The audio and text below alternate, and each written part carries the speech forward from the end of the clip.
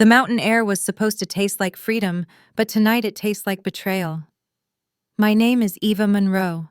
For 29 years, I was the invisible daughter working myself to the bone to build a sanctuary in the pines. I thought I had finally escaped. But as I watched the security feed, seeing my brother creep onto my porch with bolt cutters and hate in his eyes, I realized the terrifying truth. My family didn't just want my money, they wanted to erase me. I had to decide right then, keep being the victim, or burn the bridge while they were still standing on it. Like, share, comment, and subscribe to our channel.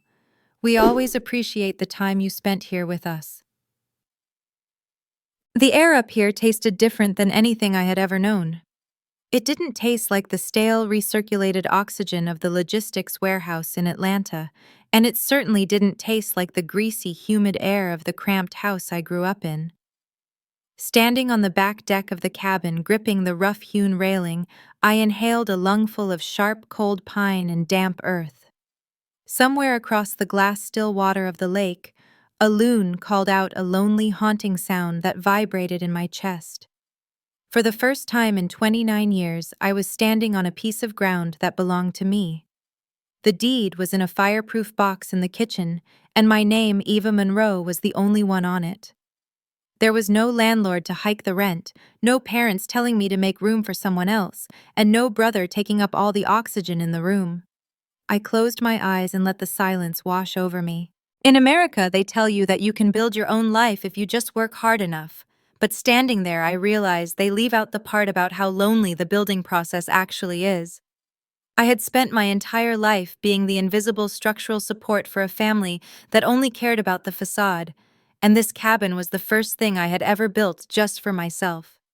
To understand why a few acres of trees and a modest A-frame meant more to me than winning the lottery, you have to understand the hierarchy of the Monroe household. In our home, there were winners and there were workers. My father, Mark, viewed the world through a binary lens of dominance. You were either the quarterback or the water boy. My mother, Colleen, was a conflict-avoidant ghost who lived entirely through the achievements of her golden child. And then there was Bryce. My younger brother was charismatic, reckless, and addicted to the dopamine hit of attention long before social media gave him a platform for it. I learned early on that my role was to facilitate Bryce's spotlight. I remember being 12 years old, standing over the ruins of my science fair project, a complex topographical map of the local watershed I'd spent 3 weeks building. Bryce, then 8, had decided it would be fun to use it as a ramp for his toy trucks, and had crushed the papier-mâché mountains. When I cried, my father didn't scold him. He just laughed, clapping a hand on Bryce's shoulder and said, "Boys will be boys, Eva. Don't be so sensitive. It's just cardboard." That was the lesson. My effort was disposable. His whims were essential. 2 years later, I won a state-level academic award. As I walked across the stage scanning the audience for my parents, I saw empty seats. They had left 20 minutes early because Bryce had a travel baseball scrimmage, not even a real game, just a practice match. When I confronted them later, my mother just sighed, wiping down the counter, and said, "We knew you'd win, honey. You're the responsible one. You don't need us there to hold your hand. Bryce needs the support." That phrase, "the responsible one," became a shackle. It meant I didn't need new clothes because I could sew up the old ones. It meant I didn't need a car when I turned 16 because I could take the bus to my shift at the diner. Meanwhile, Bryce was gifted a lifted truck for his 17th birthday to motivate him. I remember only one flicker of a different future. I was 16 and my grandparents were visiting. They were old-school, tough people who saw through my father's bluster. I overheard my grandfather mention a trust. "We put something aside for both of them," he'd said to my father, "for when they're older. A nest egg." My father had waved it off quickly, his voice dropping. "Don't worry about money, Pop. I've got it handled. Besides, Eva knows the value of $1. She just needs to keep her head down and work." That was the last I heard of it. I assumed the money, if it existed, had gone into the black hole of household expenses or Bryce's endless string of bailouts. So I did what I was told. I kept my head down. I moved to the city the day after graduation, taking a job in logistics that required 60-hour weeks. I lived in a studio apartment the size of a walk-in closet, sleeping on an air mattress for 2 years, so I could save every spare cent. I ate rice and beans, wore thrift store clothes, and watched my friends go on vacations I couldn't afford. I created a spreadsheet titled Freedom Fund. Every time I felt like quitting, every time my boss screamed at me, every time I saw Bryce posting photos of parties funded by my parents, I opened that spreadsheet and typed in a number. It was my scorecard. It was my grit. I believed in the American ethos that resilience pays off, that nobody was coming to save me, so I had to build my own exit ramp. It took 7 years of grinding missed Christmases and side hustles to get here. But I had done it. I had bought the cabin in secret, terrified that if I spoke about it, it would somehow be taken away. But now, standing on the deck with the deed in the kitchen, the secret felt too big to keep. I needed them to see me. I needed to prove that the water boy had won the game. I pulled my phone out of my pocket. My thumb hovered over the family group chat. It had been silent for 2 days, likely because Bryce was between crises. I attached 3 photos: the view of the lake, the fireplace, and me holding the keys. I typed a simple caption: "Bought my first home. Hard work pays off." I hesitated. A cold wind swirled up from the water, chilling the sweat on my neck. I took a breath and hit send. That was the exact second my life split into before and after. The silence that followed my message wasn't peaceful. It was heavy, like the drop in barometric pressure before a tornado touches down. I sat on the deck, the light of the phone screen illuminating the growing darkness, watching the status under my photos change from delivered to read. Mark, Colleen, Bryce. They had all seen it. I waited for a typing bubble, a thumbs up, even a sarcastic question about how much debt I was in. But there was nothing. Just the digital void staring back at me. I checked my signal, refreshed the app, and paced the length of the wooden planks, my heart doing a nervous flutter in my chest. I told myself they were probably just surprised, maybe calling each other to discuss it before replying. I told myself I was being paranoid. But deep down in the pit of my stomach, where my survival instincts lived, I knew the silence was a weapon. I stayed up for hours, jumping at every rustle of the wind in the pines, until finally my phone did buzz. But it wasn't a reply to the group chat. It was a direct message from a coworker I barely spoke to outside of office hours. It was just a link followed by 3 words: "Eva, explain this." My fingers trembled as I tapped the link. It opened a live stream on a popular video platform. The view count was climbing by the second: 5,000, 10,000, 15. And there was Bryce. He was sitting in his bedroom, the one my parents had remodeled for him, twice, looking into the camera, with red-rimmed eyes, and a voice that quavered with practiced vulnerability. The title of the stream was, "My Sister Stole My Inheritance." I felt the blood drain from my face, leaving me dizzy. He wasn't just talking, he was performing. "I didn't want to bring this to the public," he whispered, wiping a non-existent tear. "But I don't know what else to do. My grandparents left a trust specifically for me to build a future, to buy a home, and today—" He paused for dramatic effect, tapping his screen. Up popped the photos I had sent to the family group chat less than 3 hours ago: my cabin, my fireplace, my view. Today, I found out my sister Eva accessed those funds secretly. She bought the dream house she knew was supposed to be mine. The comments were scrolling so fast they were a blur of neon text. "What a snake. Sue her into the ground, bro. Heartless. Imagine robbing your baby brother's future." I couldn't breathe. It felt like I was being physically beaten, stripped naked, and dragged through the town square. Then I saw it, my full name trending in the local tag. People had already found my LinkedIn. They were tagging my employer, leaving 1-star reviews, calling me a thief and an embezzler. The panic was sharp and animalistic. I dialed my father, desperate for him to tell me he was handling it, that he was telling Bryce to take it down. Mark answered on the second ring, his voice ice cold. "I hope you're happy, Eva," he said. "Happy?" I choked out, gripping the railing so hard a splinter dug into my palm. "Dad, Bryce is lying to thousands of people. He's saying I stole money. You know I worked for this. You know about the overtime, the saving. I know you took advantage of the situation, Mark cut in his voice hard. You knew that cabin was supposed to be Bryce's.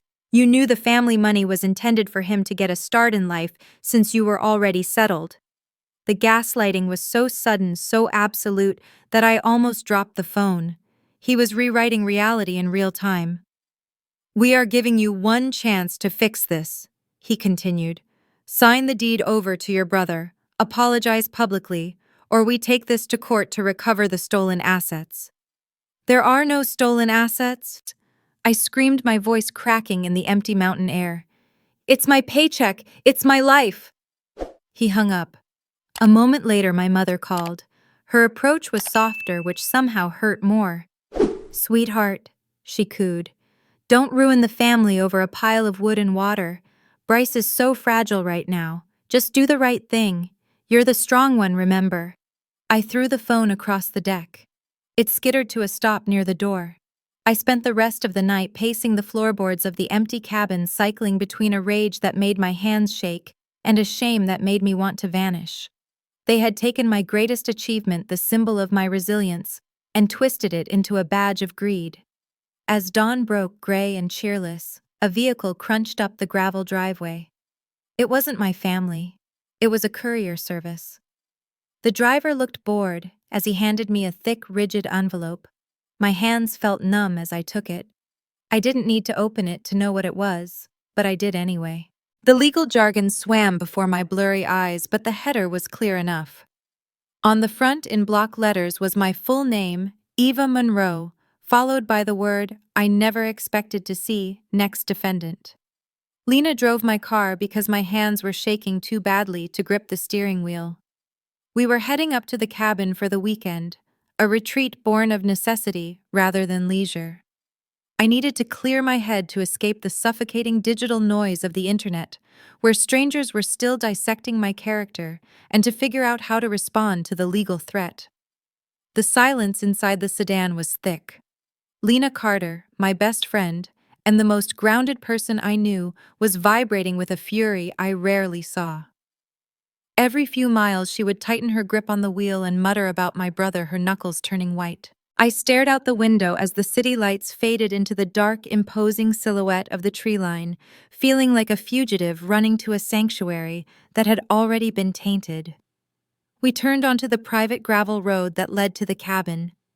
The darkness was absolute out here, swallowed by the canopy of ancient pines. As we crested the final hill, the headlights swept across the front of the cabin. I expected the stillness of an empty house. Instead, the beams illuminated a figure hunched over the front door. He was wearing a dark hood up, and he was aggressively jamming something into the lock mechanism. My stomach dropped through the floor. "Who is that?" Lena hissed, slamming on the brakes. The sudden glare of the high beams startled the figure. He spun around, shielding his eyes, and the hood slipped back. It was Bryce. "Oh my God," I whispered, paralysis seizing my limbs. "He's trying to break in." "I'm calling 911, Lena said, her voice steady and lethal. She was already dialing before the car had fully stopped. I watched as the scene unfolded in a surreal, jerky rhythm. The motion-activated floodlights I had installed, mounted above the door, flickered to life, bathing the porch in a stark, clinical white light. Above them, the small blue eye of my Ring doorbell camera glowed, recording everything. Bryce looked manic. He was shouting something I couldn't hear through the glass, gesturing wildly at the house. As we opened the car doors, his voice carried over the wind. "It's mine anyway, you're setting me up," he screamed, his eyes wide and glassy. He looked less like my brother and more like a cornered animal. "Get away from the door, Bryce," I yelled, stepping out but staying behind the car door. Panic overtook him. He grabbed a duffel bag from the porch floor and scrambled to run toward the woods, but his foot caught on a loose paving stone. He went down hard, the bag hitting the gravel and bursting open. The contents spilled out into the headlights' glare, a damning still life of premeditation. A pair of heavy bolt cutters, a handful of black zip ties, a bottle of cheap whiskey, and a crumpled piece of paper. The wind caught the paper and blew it toward my feet. I picked it up. It was a printout of the real estate listing for the cabin. Scrawled across my name in thick red marker was the word, mine. Before he could gather his things, blue lights flashed through the trees. Owen Blake, a deputy I knew from high school who patrolled this county, pulled his cruiser up the drive, followed closely by another unit. From the neighboring property, I saw the porch light of Mrs. Hargrove flick on. She was standing there, arms crossed, phone in hand, watching everything. Owen stepped out, hand resting near his belt, his face professional and unreadable. He assessed the scene, the tools, the bolt cutters, my sobbing brother on the ground. They detained Bryce, quickly patting him down while he blubbered about how this was all a misunderstanding, how he had a right to be there. "Eva," Owen said, walking over to me. He looked at the paper in my hand, and then at the bolt cutters. "We have him on possession of burglary tools and attempted breaking and entering. Do you want to press full charges?" I looked at Bryce. He was pressed against the hood of the cruiser, tears streaming down his face, shouting for Mom. The conditioning of 20 years kicked in. Protect the family. Don't make a scene. I felt a sickening wave of guilt, even though I was the victim. I just want it documented," I said, my voice trembling. "Issue a criminal trespass warning, make a report, but don't arrest him tonight. Just get him off my property." Owen looked like he wanted to argue, but he nodded. "Okay, but everything goes in the report. The tools, the camera footage, everything." They took Bryce away in the back of the cruiser to drive him to the county line. As soon as the taillights vanished, my phone exploded. Mark and Colleen. They didn't ask if I was okay. They didn't ask why Bryce had bolt cutters. "How dare you involve the police," my father's text read. "You are destroying your brother over a misunderstanding. He just wanted to talk. He's just a boy." "Eva?" My mother's voicemail sobbed. "You're heartless." We went inside, locking the door behind us. I sat on the floor of the living room, surrounded by legal papers and the hateful comments that were still dinging on my phone. The image of the zip ties spilling out of Bryce's bag burned in my mind. He hadn't just come to talk. The realization hit me like a physical blow, shattering the last remnant of my denial. They weren't just unfair, they were dangerous. I stopped crying. A cold numbness washed over me, freezing the tears on my cheeks. Lena sat down opposite me. "My partner has a cousin," she said quietly. "She's a civil attorney. They call her a shark because when she bites, she takes the limb." I looked down at the trespass report Owen had handed me. "Call her," I whispered. "If they want a war, we're going to give them one." Amelia Reyes's office felt less like a place for legal counsel and more like an operating theater. Everything was chrome glass and sharp angles, much like Amelia herself. She was a woman in her mid-30s who wore a tailored suit like armor and listened to my story with the detached precision of a surgeon evaluating a tumor. I sat across from her, laying out the jagged pieces of my life: the viral smear campaign, the property deed, the terrifying night with Bryce, and the bolt cutters, and the lawsuit my parents were threatening. I expected sympathy. Instead, Amelia tapped a manicured fingernail against her glass desk, her expression unreadable. "I don't care about the sob story, Eva," she said, her voice cool and crisp. "The court won't care that your feelings are hurt or that your brother is a brat. They care about paper. You mentioned a trust, a vague memory of your grandparents saying something about money for both of you." She leaned forward, her eyes narrowing. "Trusts don't just vanish into thin air. They leave paper trails. If there is a trust, there is a trustee, and there are records. Is there anyone in your family who hasn't drunk the Kool-Aid? Someone who might have known what your grandparents actually intended?" The question triggered a memory of my Aunt Denise and Uncle Harold. They were my father's sister and brother-in-law, quiet people who had slowly drifted away from family gatherings over the years. I had always assumed they were just busy, but now, looking at the cracks in my family's facade, I wondered if they had simply chosen not to participate in the madness. I reached out to them that afternoon. Their response was immediate. "Meet us at the diner on 4th. Come alone." When I slid into the booth opposite them, the air was thick with the smell of grease and stale coffee. Denise looked 10 years older than the last time I'd seen her, her face lined with a nervous tension. Harold didn't say a word. He just hoisted a heavy gray metal lockbox and a worn cardboard box onto the sticky table between us. We were named secondary trustees, Denise said, her voice barely a whisper. In case anything happened to Mark, or in case he wasn't acting in the beneficiary's best interests. We should have stepped in years ago, Eva. We were just so afraid of him. He has a way of making you feel like you're the crazy one. Harold unlocked the metal box. Inside lay a sheaf of yellowing documents. This is the original trust, he said, sliding a paper toward me. A 50-50 split.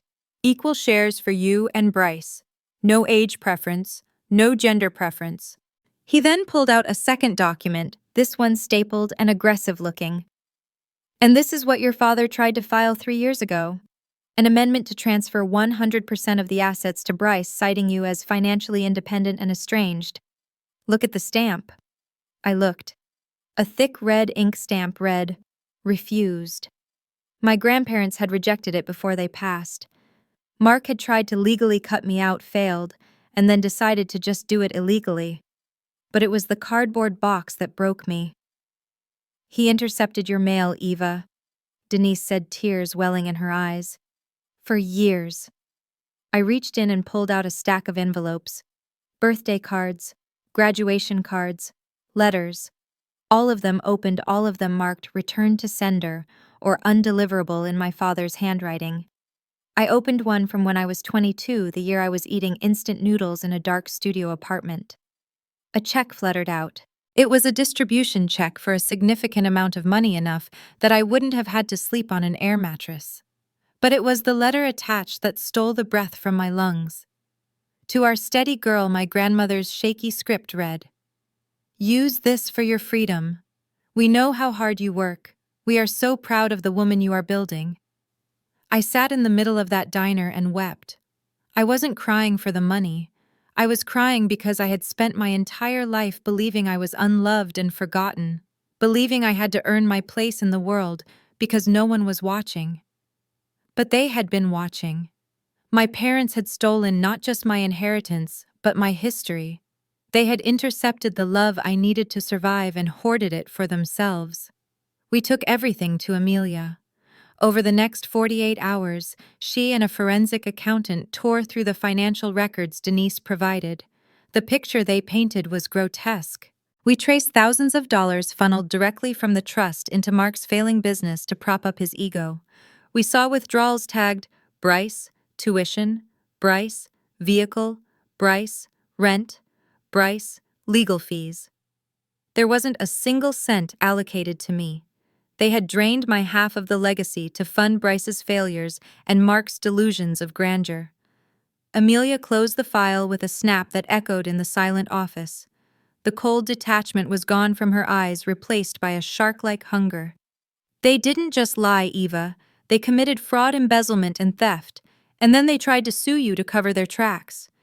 She looked at me, her expression fierce. We are countersuing, breach of fiduciary duty, malicious prosecution, defamation. We're not just defending your cabin anymore. We're going to make sure they feel this for the rest of their lives. The county courthouse smelled of lemon floor wax and old paper, a scent that I will forever associate with the feeling of my heart hammering against my ribs like a trapped bird. The room was packed. Between Bryce's viral theatrics and the small-town grapevine, the gallery was full of curious onlookers and a few local reporters. I sat at the plaintiff's table next to Amelia, my hands folded tightly in my lap to keep them from shaking. Across the aisle, my family sat like a united front. Mark wore his church suit, looking stoic and misunderstood. Colleen was dabbing her eyes with a tissue, playing the role of the grieving mother to perfection. Bryce sat between them, slumped low, refusing to look in my direction. They looked so much like the family they had always pretended to be, victims of a world that didn't understand their greatness, that for a split second I felt the old urge to fix it for them. Then I remembered the bolt cutters. I remembered the letters hidden in a box for a decade. And the urge died, replaced by a cold, sharp clarity. Their attorney, a local man with a booming voice and a cheap suit, opened with a narrative that painted me as a monster. He described Eva Monroe not as a hardworking daughter, but as a cold, calculating corporate climber who had pounced on the family assets the moment she smelled money. He spoke of sacred oral promises my grandparents had allegedly made, insisting that the lake property was spiritually Bryce's birthright. He gestured to my brother, calling his social media meltdown the desperate cry of a boy watching his future being stolen by the sister who was supposed to protect him. It was a good story. It was emotional. It was completely fabricated.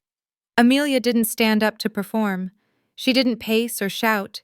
She simply stood at her table, adjusted her glasses, and said, "Your Honor, this is a simple case. It is about a daughter who worked a son who was indulged, and parents who stole from one child to fund the vices of the other. We are not here for feelings, we are here for paper." She was surgical. She called Aunt Denise and Uncle Harold first. Their testimony was quiet and devastating. When Harold identified the original trust document and the refused stamp on Mark's attempt to disinherit me, the judge's eyebrows shot up. When Denise wept softly, describing the returned letters and the love my grandparents had tried to send me, the silence in the room grew heavy. Then came the forensic accountant. He didn't use adjectives, he used charts. He projected a timeline of withdrawals that matched perfectly with Bryce's life events: a new car, a failed business venture, a luxury apartment lease, all paid for with money legally designated for me. The oral promises defense began to crumble under the weight of math. But the nail in the coffin was the video evidence. Amelia played 2 clips back to back. First, Bryce's livestream where he sobbed about being destitute and wronged. Then immediately after, she played the Ring camera footage from the cabin. The courtroom watched in stunned silence as the grieving boy appeared on screen in a hoodie wielding bolt cutters and screaming threats, his bag spilling zip ties and burglary tools onto my porch. The contrast was visceral. I heard gasps from the gallery. Mark stared straight ahead, his jaw working furiously. Colleen looked down at her hands. Bryce shrank into his chair, looking suddenly very small. Then it was my turn. Walking to the stand felt like walking through deep water. I swore to tell the truth, and for the first time in my life, I actually did. I didn't cover for them. I walked the court through every double shift I had worked since I was 16. I detailed the Freedom Fund spreadsheet, the years of missed holidays, the taxes I paid on the cabin with money I had earned while Bryce was partying on my inheritance. I spoke about the night the hate comments started, the terror of being hunted by strangers because of my brother's lies.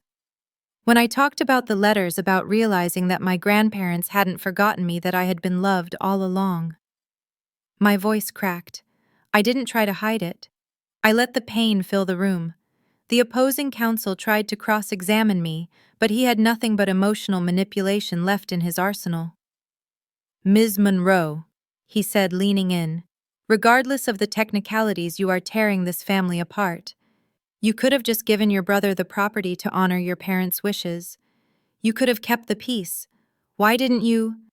I looked him in the eye, then I looked at my parents. "Because peace built on theft and lies isn't peace," I said, my voice steel. "It's a prison. I have been living in that prison my entire life, apologizing for my own existence so they could feel big. I'm done." The ruling was swift. The judge didn't even recess. He looked over his glasses at my father with an expression of profound disgust. He dismissed their countersuit with prejudice, meaning it could never be filed again. He confirmed my full sole title to the cabin, and then he went further.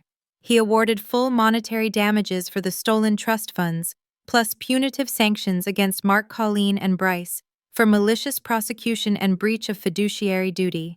He called their actions reprehensible and predatory. Every word landed like a hammer blow, shattering the reality my parents had built. When the gavel banged, the sound rang in my ears like a starting pistol. The room erupted into movement, but I felt slow calm. I gathered my purse and walked toward the exit. In the aisle, I had to pass them. Mark looked deflated, gray face stripped of his power. Colleen reached out a shaking hand, her eyes pleading, whispering, "Eva, please." Bryce just whispered my name, looking terrified of the consequences that were finally coming for him. I stopped. I turned to face them one last time. You chose him, I said, my voice low and steady, carrying clearly in the quiet space between us. Every day of my life, you chose him. Today, I choose me. From this moment on, we are strangers. Do not contact me. I didn't wait for a response. I turned my back on them, on the guilt, on the obligation, on the hunger for their approval that had starved me for decades. I pushed open the heavy wooden doors of the courthouse and stepped out. The air outside was biting and cold, but it filled my lungs without obstruction. The sun was high, bleaching the concrete white. For the first time in my life, the sky above me didn't feel like a ceiling they owned. It felt like mine. The notification came on a Tuesday morning while I was staring at the mist rising off the lake. It was a simple banking alert, a singular ping that marked the end of the war. I opened the app and stared at the balance. The damages and legal fees had been wired in a lump sum. The transaction details listed 3 sender names, Mark Colleen and Bryce Monroe. Seeing their names there stripped of titles like Dad or Mom, just defendants paying a debt, didn't bring the rush of triumphant glee I had expected. Instead, it felt like a heavy, complicated grief. It wasn't lottery money. It was restitution. It was the cash value of 29 years of neglect and 1 year of hell. I didn't feel rich. I just felt like the books were finally painfully balanced. Small towns have no secrets, and the fallout for my family was swift and absolute. I didn't have to ask around to know what was happening. The news found its way to me through the grapevine of mutual acquaintances who had suddenly remembered whose side they were on. Bryce was the first to fall. His employer fired him 2 days after the verdict, citing a violation of their social media policy. The internet, fickle as always, had turned on him. His tearful victim video had been remixed with the security footage of him holding bolt cutters, turning him into a meme of entitled rage. He wasn't a star anymore. He was a punchline. My parents fared no better. To cover the judgment and the exorbitant legal fees for the defense that failed them, Mark had to sell the family home. The house where I had learned to be invisible was sold for cash to a developer. I heard Colleen was working part-time at a thrift store in the next county, folding other people's discarded clothes, a queen bee stripped of her hive. I didn't drive past the store to check. I didn't look up Bryce's new accounts. I didn't gloat. I realized that my silence was the loudest thing I could offer them. They were drowning in the consequences of their own choices, and for the first time, I wasn't diving in to save them. Freedom, however, didn't mean I was magically healed. The adrenaline that had sustained me through the trial evaporated, leaving behind a jagged exhaustion. I had nightmares of being back in the witness stand, of the bolt cutters snapping through my ribs. I started seeing a therapist in the city, driving 2 hours a week to sit in a beige chair and untangle my self-worth from my utility. I had to learn how to exist without a crisis to manage. I had to learn that it was okay to sit on my deck and do absolutely nothing without feeling a phantom guilt creeping up my spine. The cabin became my sanctuary, not just a shelter. I moved in full-time, commuting remotely for work. My mornings became a ritual of grounding coffee on the deck, breathing in the cold air, watching the hawks circle the water. I began to reclaim my name online, too. I wrote one single post, not a rant, not a plea for pity, just a factual timeline of the trust, the theft, and the verdict, accompanied by a PDF of the public court ruling. I hit publish and walked away. It didn't go viral in the chaotic way Bryce's lies had, but it did the work. The hate comments stopped. Apologies trickled in, the truth dry and boring as it was acted as a firewall against the madness. Slowly, I let people cross the moat I had dug around myself. Owen Blake stopped by a few times a week. At first, it was just to check on the property, a professional courtesy, but then he started bringing fresh trout he'd caught or seasoned firewood for the winter. There was a quiet, steady rhythm to him that I wasn't used to. He didn't demand attention. He didn't need me to fix him. One evening, as we sat on the dock watching the sunset, our shoulders brushed. I didn't pull away. It wasn't a whirlwind romance. It was a slow burn, a recognition of safety. I was learning to choose people based on respect rather than obligation. The real turning point came in late summer. I hosted a cookout.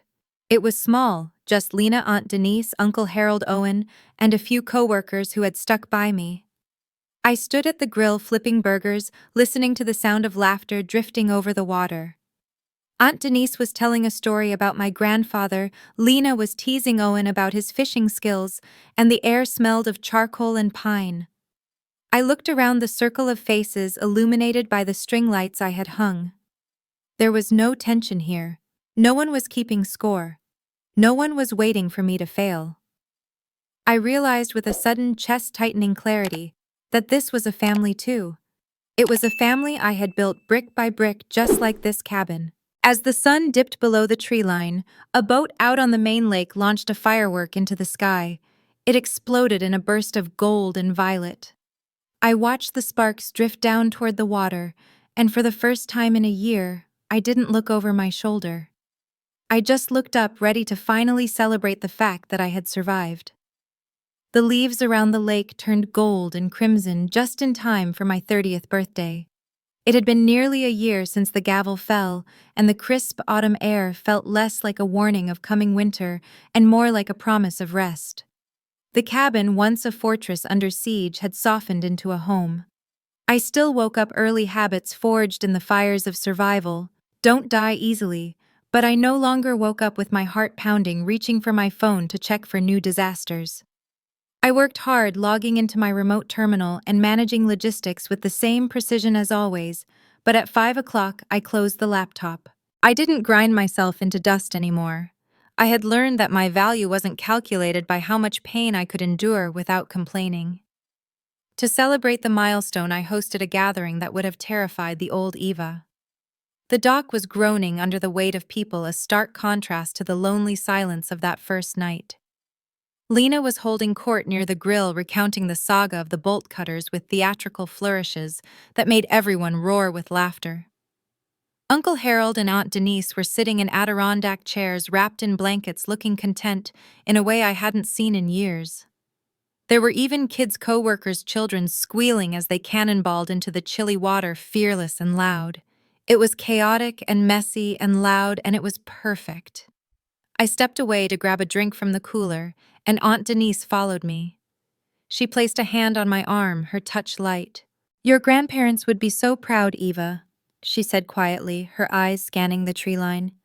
"And not just because you won, but because you didn't let Mark and Colleen bury what they left you." She paused, looking at me with intense seriousness.